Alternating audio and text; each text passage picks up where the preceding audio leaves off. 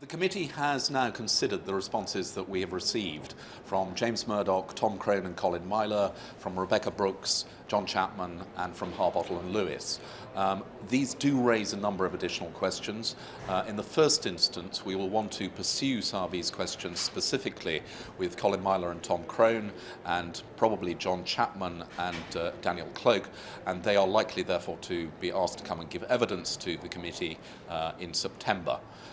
We will also be seeking further information from a number of other individuals, both the legal firms employed by News International and former and current employees of News International, and in due course, when we have all of the information that we've requested, we may well wish to put further questions to James Murdoch.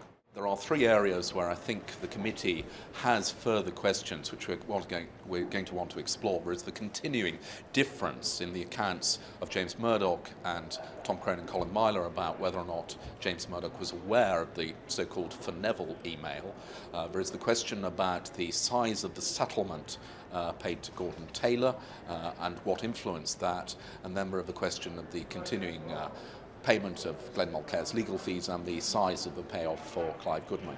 Those are all areas where I think the committee is going to want to explore further.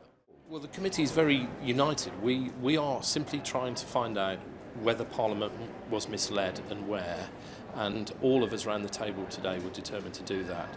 It starts with Colin Myler and Tom Crone, but will be likely that we'll take Murdoch back, and within the evidence that will be published at 1 o'clock, I think there are some devastating revelations that mean the company in general will have questions to answer, in particular the allegations made by Clive Goodman, which we can follow up later on this afternoon. We've also asked for written evidence from Rebecca Brooks and Andy Coulson because of allegations made by Clive Goodman, or correspondence that we've seen that Clive Goodman made in 2007, and I think that will form the basis of much of our inquiry in weeks to come as well.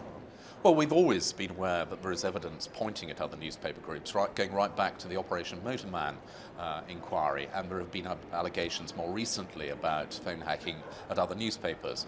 But because Lord Justice Leveson been appointed to look into the whole question of phone hacking, we're not seeking to duplicate the Leveson inquiry. We are very specifically looking at whether or not Parliament has been misled in some of the evidence we've been given, and that, of course, related to News International.